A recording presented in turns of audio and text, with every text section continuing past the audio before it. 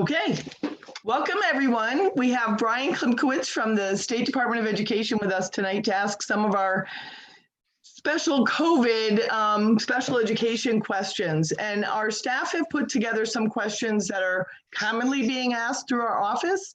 And then we're hoping to have time to answer other people's individual questions. But we're going to start with some group questions, and hopefully some people's questions are answered in that process.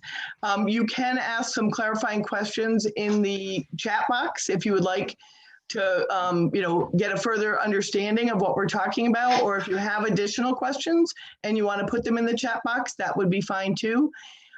For people who are Spanish speaking, you can write them in Spanish and our staff will help us to translate. So I'd like to get started, and Lynn Rule is one of our staff that have worked with Bryan before, but Bryan is going to do an introduction and then Lynn will start with questions. Welcome, Bryan. Thank you, Jane. I will be very brief because I want to jump right into the questions, but I just wanted to wish everyone well as we are late in October with Halloween right around the corner this weekend. I want to thank CPAC for hosting this session and for all the work that they've done throughout this pandemic. It's truly appreciated from the State Department's perspective to have CPAC be such a huge and helpful resource to families and school districts. So thank you, Jane, and your staff. So valuable to have that asset and that expertise and that assistance and support within the state. And then I just want to, as always, just thank the amazing efforts that are happening in the school districts from our educators, from the superintendents, all the way through the school system, including those that are supporting work in the cafeteria and transportation. That what the school districts are dealing with on a daily basis to ensure that staff and students and families are safe, and the high quality standards around education is just, I just appreciate everyone's efforts. I know there's much work to be done, and there are areas that are certainly challenging that we want to be able to provide support. As Jane mentioned, we do have some questions, or if you have questions that aren't able to be answered, I will certainly bring those back. And now that we're a couple months into the school year, I'm really anxious to hear from families and from educators about implementation issues with the guidance, where future guidance is needed, additional information or supportive information is needed. There was a federal document that was recently released, a month ago now, on September 28th. There was a Q&A, so I want to make sure that everyone's aware of that resource. That's also posted on our website. And there was also an accompanying document from the Office of Civil Rights around students with Section 504 accommodation plans. So that is some recent guidance that we have received from the federal government. And just happy to be here this evening and ready to talk with Lynn. Hi, Bryan. How are you? Hi, doing well, thank you.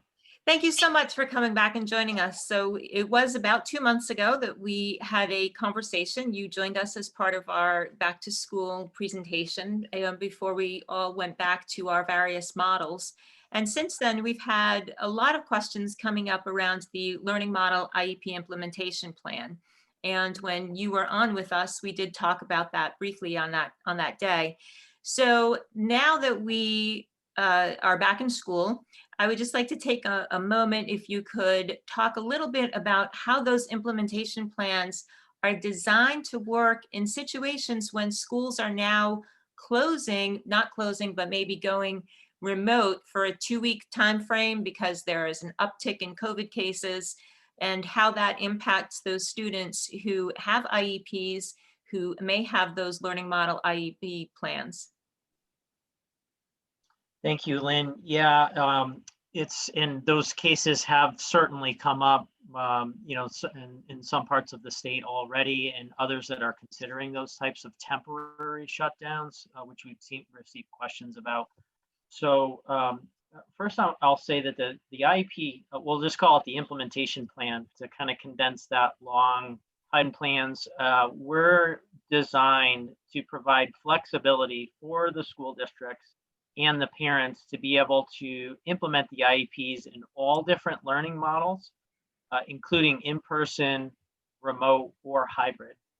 And so ideally, if you think of it as a contingency plan, teams can proactively devise these plans so that they can meet those various scenarios. In other words, to prepare for the possibility of going to full remote, or to prepare for the possibility of going from in-person to hybrid. Logistically, we know that's caused some concerns and some issues. So when the implementation plan came out, we directed or advised districts to write those plans and design those plans, of course, with meaningful input from parents for the model that they're opening with. And they may not have had the time or the resources or the capacity to be able to write or design those other two scenarios. So for example, for those students that were opening up in hybrid, we would expect those implementation plans to reflect that. So it may be not logistically possible within those short windows to, especially in a very large district, for example, to do thousands of implementation plans in that short window of time. But it's time well spent over the course of the school year, because it's likely that at some point in time, because of this pandemic, schools will be in those remote circumstances. So I hope that helps to clarify or answer the question. In those, the other thing that I wanted to add, Lynn, because I know that you wanted to kind of ask a follow-up or comment on what I've said already, is that that 10-day window of time can also be used for the team to design those sessions. So to design what would happen in those remote circumstances. So we would expect communication between the district and the parent to say, the implementation plan does not yet contain the full remote. Here's what we're planning to do for the 2 weeks, and we're going to take time to over the course of the next 2 weeks to document that. So would you recommend that, in terms of planning purposes going forward, that districts might want to keep this information in the back of their mind in case there are other situations that arise? I mean, unfortunately, this is not something we had prepared for. So planning for the unexpected is what makes any organization successful, and school districts are no exception. So is this That's something exactly that we right. consider? Yeah, that's exactly right. And so we said initially, and Jane was on a call when we were meeting with the special education directors, and I made a comment that, not that we had a crystal ball, but we would expect by the end of this year for all students really to have that, hybrid scenario and the remote scenario at some point in time as we go through the school year. So, as much as you can proactively plan for that, try to provide those contingencies up front. If they're not in place, it's going to be, even though you're remote now for only 2 weeks, there is some likelihood that there will be remote again, moving into the future. Again, back to communication and meaningful relationships with districts is really the key and the important piece. We are sensitive to the fact that we don't want our highly qualified educators spending all of their time on procedural paperwork. And we know that parents really want the instruction, the support. So in those, short 2-week windows, some of those decisions have to be made with teams and with input from parents. So we understand the challenges because this is new and the scenarios are changing so quickly. Right. A school, we got an email in our district the other day, school's closed tomorrow. So it's having to shift on a moment's notice, or that not closed, sorry, they're going remote tomorrow. And I know that's happening across the state as well. So we'll continue to support those processes and answer specific questions if individual issues come up. We can help facilitate that.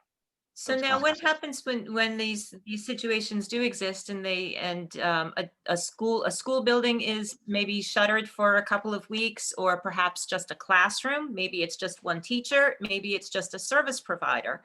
How does that impact, how does that carry out now for a student who's receiving services? Because in that 2-week time, making a very rapid shift to providing services virtually may not be something that happens overnight. So there's maybe a loss of time and a loss of service. So should parents be documenting this and looking for compensatory time after the fact, or what do we do here? Yeah, well, in the scenarios where there's a teacher or a service provider that's quarantined, a lot is going to depend on that individual circumstance. Some of those providers could deliver services remotely during those times, even if the school is open, or vice versa. That flexibility kind of relies within that point in time. And I know that, both parents and the providers are going to be doing their best to keep the continuity moving forward. But, if there are breaks in services and, interruptions of that circumstance, that's certainly something that the PPT should be aware of and be discussing. So documentation certainly is going to be a very important component as we go through this time. No question. Yeah, as always in special education, certainly. Correct. So lastly, we've been hearing an awful lot about parents that are being told that if families have opted into distance learning or remote learning, that they would not receive special education services, and that there would not be an implementation plan developed simply because it was not feasible for the district to be able to provide that, given the fact that there are some shortages of teachers. In addition to trying to have your general education set up and your special education teachers, you also have this distance learning models or remote learning models. And so there are perhaps shortages of staff, and parents are really concerned about what they should do. So what should we be directing parents when they have those questions, or how would you answer that to any parents here who have that situation? So there's a lot of content there, Lynn, within that question. I'll try to piece it out. Well, number one, for clarification, students that opt into distance learning and families that choose to do that, there is a requirement that the learning implementation plan be delivered. And it looks like either I'm frozen or everyone else is frozen. Can someone give me a signal that I'm still on? You're back on. Your sound has been fine though, Brian. Oh, great. Okay. I just want to make sure my internet connection was okay. So I'll start over again. Or you heard verbally, you're hearing me, but the picture is freezing. Right. Okay, thank you. So there is a requirement that the implementation plans be delivered and disseminated with input from the parent, obviously, for students that opt into remote services. The difference for parents that opt in is that the district will articulate or document what they have offered to the parent within the model that they're providing. So to give an example, if the district is in a hybrid model, they would document the services and the IEP implementation plan within that model. And then underneath that section would be the opt-in, the implementation of the parent opt-in to full remote. So within that section, there should be documentation of the services and the specialized instruction for the students in that circumstance as well. The staff shortages is a real issue, but that's not an excuse, a reason why an IEP cannot or should not be implemented. IEPs need to be implemented for all students. We know that students who have opted in, if it's a different model, that will be implemented differently, and there will be some impact to that. And districts need to really document that and make sure the parents understand the differences between the two models of implementation. Sorry. But Lynn, these are families who are being told they get no services, correct? Correct. Correct. So Unless- what do we tell them? Unless they go in person, there would not be any service provisions. Yeah, I mean, the responsibility for implementation of that plan, the IEP remains. So I think, if you get calls for those circumstances, I would have them reach out to us at the Bureau as well for, to provide further support. Thank you so much. And I'm going to turn things over now to my colleague Laura, who has a new theme for you. Thank you, Bryan. Thanks, Lynn. Thank you, Lynn. Hi, Bryan. Hey, Laura. Some parents of children are reporting that they are only receiving their special education services in the remote setting, even when they're in person and have general education classes. So what is the expectation for that? Families aren't always given a choice. It's either you're going to be in the special education class or you can go to general ed. And so there's no differentiation and integration of the two. So what is the expectation? Yeah, I think, thank you, Laura, for that question. I think about least restrictive environment within that context of that situation and that scenario that you described. We really want to emphasize that those determinations need to be made on an individualized basis within the context of safety. So, I mentioned the federal guidance document that came out on the 28th. They talked about the schools needing to, provide educational opportunities for students within utilizing mitigating safety strategies. So I think, part of what you're describing would happen within the context of a cohorting situation where, previous to the pandemic, there were professionals that were moving and educating students from one classroom to the next, or students moving from one classroom to the next. And, districts have, some of the district policies around cohorting would impact that. So any adjustment to what's documented in the IEP as far as where and how those services are provided need to be articulated on the IEP implementation plan so that the parents understand where the services are provided and how they're provided and the reason why, that's happening, so that you have that common understanding and common ground. And there may be varying opinions on that. And wherever what I'll say is wherever the services are provided, the expectation is that student's IEP will be implemented and they'll be making gains toward their goals and objectives. So I know that folks are working creatively on some of these, on some of these challenges and utilizing the technology that they have. Time with non-disabled peers is something that we're really concerned about for students that go into the school district on a more frequent basis. For example, hybrid situations where special education students who receive special education are in 4 days a week rather than 2, where there are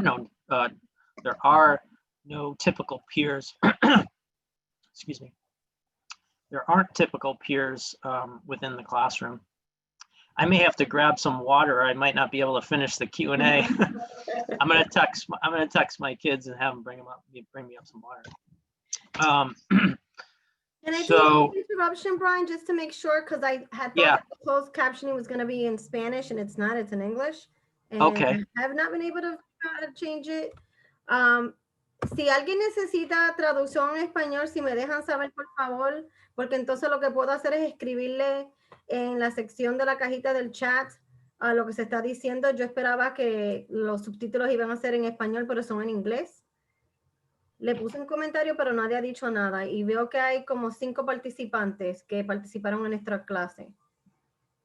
So I just said that there was about 5 parents that I see on the call that I know did our Spanish class. And I just wanted to make sure that I translate it for them. And I'll do that in the chat box. Okay. Thank you. Kia, do you want me to pause after some of the responses, or Yeah, you're we're going gonna to have hand? to, because I had been trying to type, but you guys are going fast and it's hard to capture everything. And then by the time I'm, 5 words in and typing, you kind of moved on. But yes, if you could do that, that'll be great. No problem. So as far as the expectations, we would always advise parents and school districts, as I mentioned, to work together to have these discussions within a PPT. For example, there is the expectation that the IEP will be implemented as designed unless there is some documentation that's different in the IEP implementation plan. And that's really why we designed, that's one of the reasons why we designed the IEP implementation plan, is to capture some of these differences because of the safety components that are in place. So I just want to be clear, especially time spent with non-disabled peers. If they are cohorting, can the district say to the family, you have a choice of remaining in this self-contained classroom or just going to general ed and then getting your services via Zoom, whether it's at home or whether it's in the classroom? So Repeat the LR, question again, Laura, I'm sorry, Brian. I'm sorry, you want me to repeat that? Yeah. Okay, so I just want to clarify, because we are getting calls, the districts are saying either the student is remaining in the self-contained classroom or they can remain in the general ed classroom.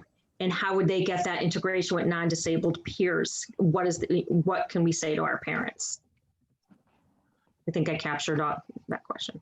So you're saying that for I just want to make sure I'm doing this correctly, that for the parents are asking, what are they going to do if the district says you have the option of remaining in regular ed versus in a self-contained classroom? It's one or the other. It's Okay. And there is on the IEP, there's a certain amount of time with non-disabled peers. So if they stay in the self-contained classroom, there's no integration with non-disabled. Okay, thank you. and so my response to that, Laura, is LRE is a requirement that there has not been a waiver of that requirement. It's a legal requirement that the district is.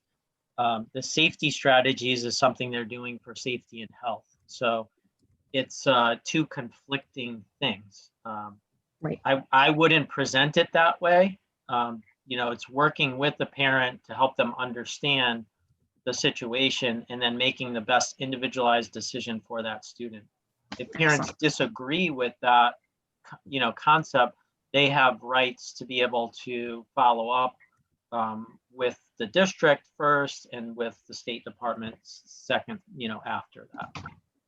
Thank you.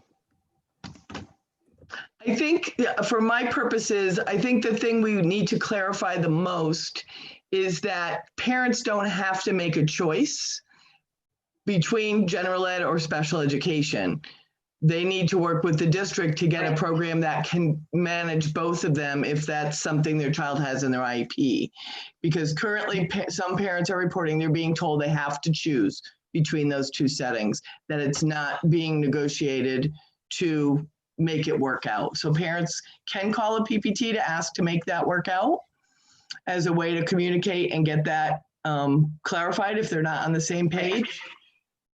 And the other thing, Brian, I want to just bring our attention to someone who wrote something in the chat, because it's not the first time I've heard it, that they're being told by their district that the Learning Model IEP implementation plan isn't a real document.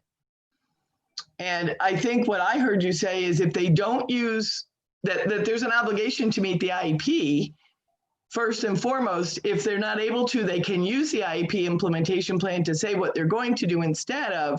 But if the district says it's not a real document and they're not using it, then the IEP should be the thing that's in play. Yeah, it is a real document. That's something that I can say with all confidence, and that there is the expectation that those are required. We've required those forms moving forward. So we can certainly follow up in individual circumstances and help to clarify that. Thank you. And then, the other thing that I would add, Jane, to your comments is that DPH on several occasions has talked about, the Department of Public Health has spoken about cohorting, and that's, one of the mitigating strategies. There are several mitigating strategies for students And, you know, that with Right. contact tracing now so important, I think districts are being vigilant and hyper vigilant around who's been in contact with who, you know, what groups of students have been in contact with other groups. And that's happening in all scenarios. So I really appreciate parents bringing this forward, because there are, you know, there are no easy answers to this, but it's important for parents to understand, like you said, Jane, that, you know, the word choice, or the word, you know, there's parents still have rights, students still have rights under IDA, which have not been waived. And as I mentioned earlier, you know, they conflict with public health requirements and some of the safety you know, so it's a matter of working with the district and understanding exactly what's being provided and what is going to be beneficial for the student and what's going to keep the student safe. Okay, the next question, how are the situations for students who are outplaced or in non-district magnet and charter schools being handled when the district or the school goes to virtual, but the district and where they live has not, or vice versa? Yeah, I know that's very confusing, and the answer to that question is where the student goes to school ultimately can be different than the home school district's model. Right. We know that to be the case. If the home district is in a quarantine situation, or they've gone to remote because of a positive case, if that student is not a student that's had direct contact, then that student can continue to go to that school in a different location if they are in person. And the Department of Public Health has said that as well. But I'm saying that as an example. Really what needs to happen is communication between the home district, the school, whether it be an outplacement or a charter school, as you mentioned, and the local Department of Public Health, because conditions are changing so quickly, so rapidly, and you know, those types of information, those decisions shouldn't be made in isolation. They should be made with a coordinated effort between those three entities, because the parent one may have concerns, the sending district may have concerns around transportation, and then the school Right. may have concerns. So there's not a simple answer there, but I can say with confidence that there is the ability to have different models in place. And I know DPH has also said that just because a school is closed, you know, it doesn't mean that no one can leave the town. So that students should still be able to access their program, again, keeping the safety precautions and mitigation strategies in place. Okay. So would there be an implementation plan in that case? Should it be the reverse of that, where the student is staying home? So students in outplacements have implementation plans also. And just like in public schools, we would expect there to be all of these different scenarios, the hybrid and the remote, at some point in time. So I'll ditto my answer to the one that I answered before, and say that same circumstance applies for students in out-of-district programs or in charters. Okay, thank you. So I'm going to turn this over to Vanessa, who has some additional questions. Thanks, Laura. Thank you. Laura, hi, Brian. Thank you for the opportunity. Hi, Vanessa. For a lot of parents in the beginning of the school year, that the schools are asking the parents to sign a waiver for their child to have in-person evaluations to be. Is this something that you are still hearing, or is any waiver that the families need to know about it, that they need to sign in order to bring their children to the school to do some evaluations? Thank you, Vanessa. Yeah, what I will say is that that's a district level requirement. It sounds like to me, that waiver that they're asking for. And we haven't received many questions at the State Department about waivers. There was a couple of things initially or early on that came through our office, that either the communications from districts that either needed clarification, So we're happy to look at specific communications that come out, but there's not a statewide, it's not a state waiver or a requirement from the state. But again, districts, so I would have the parent work with the district, understand what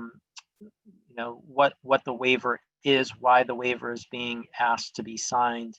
And then if they still have questions about that, that they could contact us, or, as I mentioned, we're happy to review specific documents in those scenarios. Bryan, if I can just follow up to that very quickly, because there was a question that came in the chat regarding bringing a requirement to bring a child into school for evaluations. So in this case, it's a little guy being brought into school for in-person, so it's the triennial, and being brought into school for evaluations. And so the child is at home have opted into remote learning, and they are doing everything from home. Now they have to go into school for evaluations with a different set of faces that have not been seen throughout this entire process. So how should we direct these parents when they are going through that? And the parent is not comfortable going in for the evaluation? I don't even believe that the parent is being allowed to go into the school, because most districts have a requirement that parents are not allowed in the schools. Well, I'm saying the parent's not, yeah, it sounds like the parent has some concerns about bringing the student in. So what, yeah, so our guidance document articulated that for parents that, that the district could offer or provide evaluations within the building. I would suggest that you work with the point of contact for those evaluations and try to set up a scenario where everyone's comfortable with that, where the parent and the student are comfortable with the situation. Perhaps it's later in the school day or in a different location or a different entrance point where they may not be exposed to other students or staff, trying to set up a safe, secure environment that way. I know I've heard some districts making accommodations to that, where they agree upon a different location somewhere where they're able to administer those tests. So it's a matter of working with parents on that. What I would say for the parent is that, articulate to the school that you do want the evaluation to take place, to try to work on alternatives that would work in your circumstance. But again, we're happy to answer individualized questions with more detail if folks would like to, call our office, and we can help kind of work or coach them through those scenarios.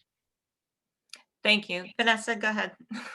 Thank you, Bryan. I'm going to pass on to my coworker, Emma, so she has some questions for you too. Thank you. Thanks, Vanessa.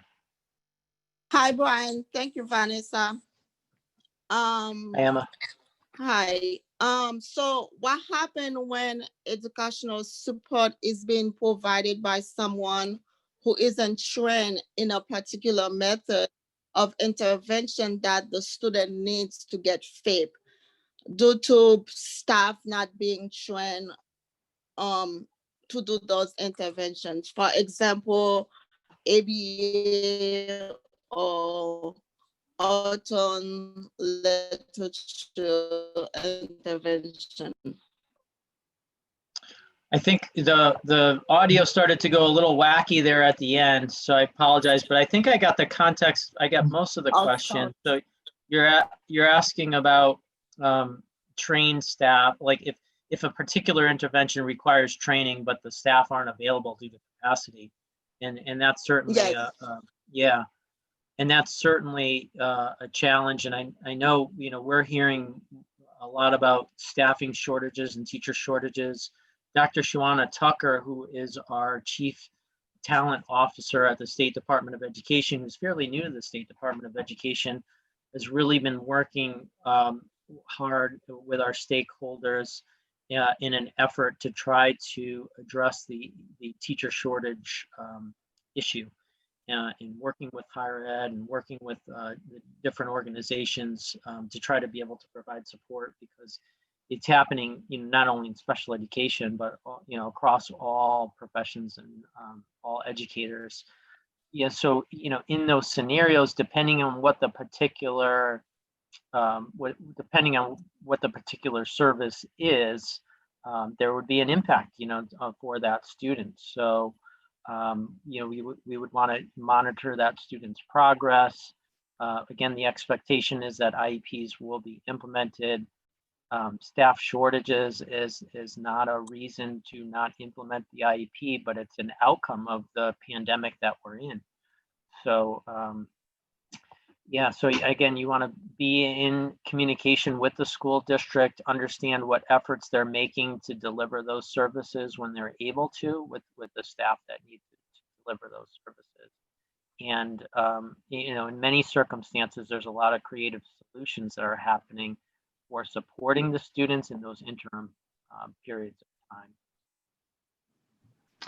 Thank you, Brian. So I think for those of you who are experiencing that, it's meaning that kids are going without a particular intervention if they don't have the person available to provide. So again, CPAC is always going to say document, document, document, so that you have a record to say my child missed these services. But it is a tough time right now where people are not always available to do the services. Something I say to parents all the time is it's a conversation. You have to have a conversation with the team and say, how do we fill this gap? Because we don't have the person available to fill the gap. Brian, I got one more question in the interim, which I hope is a very quick one, which is a lot of annuals were postponed till the fall from the spring. So in particular, let's say the annual is normally March and now they're getting to it in October. I've had families who say, can we just make this our new annual date because we're writing goals now. I'd like them to be implemented for a year. And we have some districts saying, no, we have to stay with the annual date in the spring and we'll write new goals again in the spring. Any thoughts about that situation? Can they team agree to change the annual date? Yeah, so there's a little difference here in the data reporting. In what districts are reporting within our data system, and then the practical application of that. So you can always hold an annual meeting in less than a year. So if the annual was held in October, you could always hold an annual meeting earlier than October. So in your example, Jane, it can be held March. But they don't want it in March. They want to move the whole annual because they're just starting fresh now. And it's actually been several people that say, like, why don't we just make this the new annual because we just wrote goals? And it seems like a logical, request, but some teams are saying we can't do that. And I understand that there's an annual obligation that they can demonstrate that they've met within a year. So, yeah, because they've held the meeting is held now in October, they would have to meet again before the next October. And so, you're designing goals and objectives through that point in time. If you're meeting earlier, you can meet earlier, but you're not required to meet earlier. So if there's a disagreement between the two, then that's something, again, that should be or could be worked out. Well, they're being told they have to meet again in March and write the whole IEP again in March because that's the current annual. Yeah, there's flexibility there. Okay. They can meet. They're not required to meet in March. So this can be the new annual date. Yes. Thank you. So go ahead. Yes, go ahead. No, well, I was going to say that was our last prepared question. I know we've gone to 7:15. I know we've tried to integrate some of the questions from the chat as people were talking. I don't know where you are in the world, Brian, if you want to open to a couple more questions or if you feel like we can try to have people write them in the chat and try to get back with a document, or if you want to try a few questions. It's completely up to you, Jane. Yeah, I have more time if you'd like to do that. I think it would be beneficial for us to collect the information and get back to folks if we're not able to address all of the questions, but I'm happy to clarify, or answer a couple. If anyone has, well, first I'd like to know if Kio or Adriana saw any questions in Spanish that you think we need to, bring forward? Not at this time? So there was Okay. one question asking about transition services. And so I'd like to ask you, Bryan, if you could just speak to that a little bit, since many transition programs are really community-based work experiences. And the opportunities right now for students who are in that 18 to 22 age bracket are really limited, because student may have had a job experience in their transition program that put them into a place that is either closed right now or has very limited access because of the pandemic. So what kind of comments or questions, or comments would you have regarding parents that have students in that age bracket that are really kind of struggling through this transition time right now, and how they can handle that? That was one of the questions we had in the chat also. Yeah, first of all, I understand that struggle completely. And I know, I've heard and seen very positive programming and positive experiences that have been happening. And then I've seen the where there's been real challenges. And what I would say is two things. One is any difference with the IEP needs to be documented on that plan, on the implementation plan.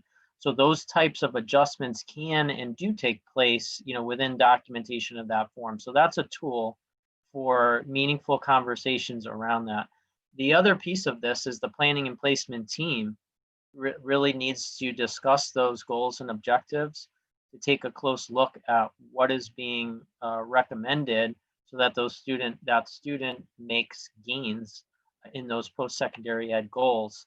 And revisions can be made to the IEP, if goals need to be revised or adjusted, or times. So those are two structures, or two tools that can be utilized to be able to discuss, because parent, student know the situation. They know their situation the best.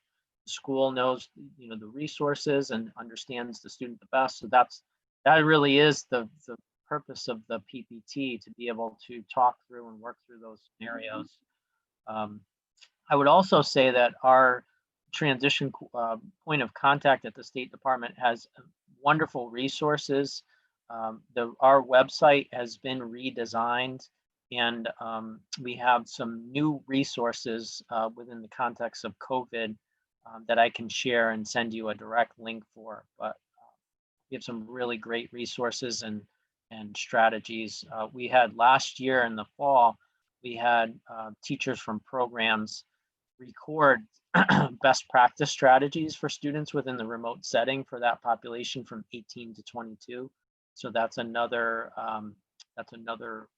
resource, or another sort of type of a guidance document that could be used to help inform others. And that's on the website, right? It is.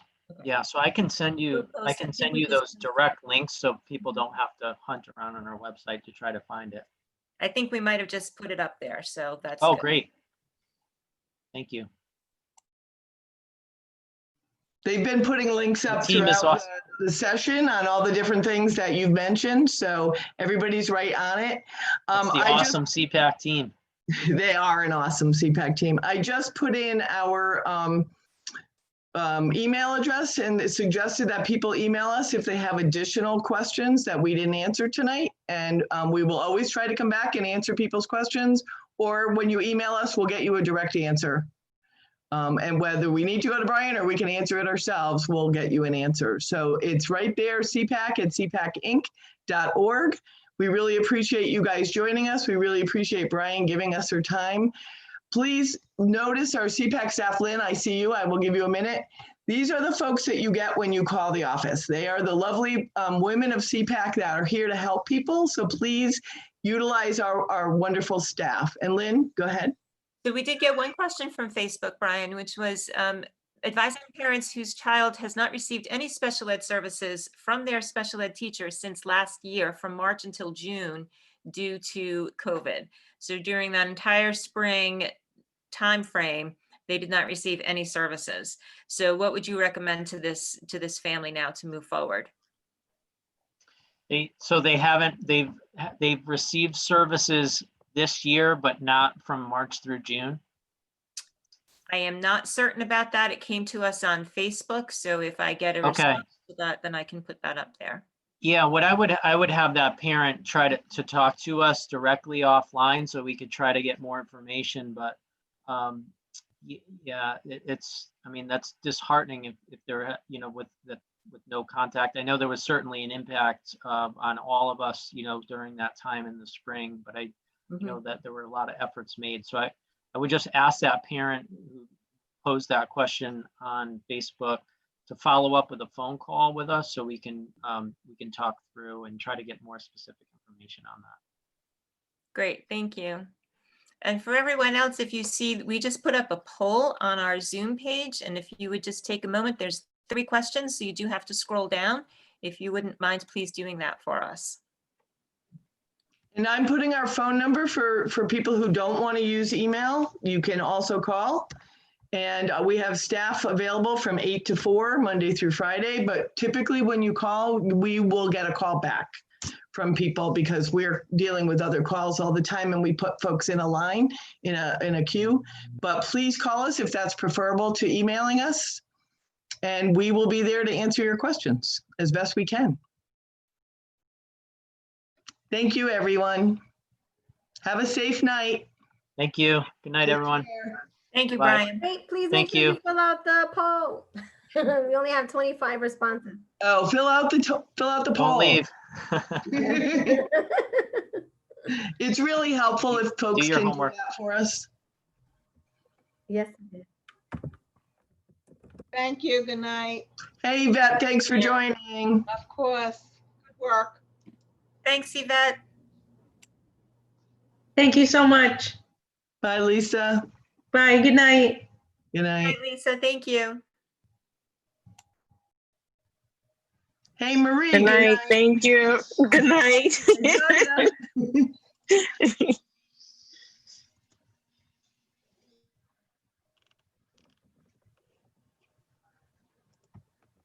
Oh, I guess 34 now. Are you gonna stop Can Facebook? you stop recording and stop Facebook? Yep, 1 second. Sorry. No, that's fine. I got it. The live stream, I just did the Yeah. live stream and you're still recording. You want the recording to stop? Yes? Yes. Okay.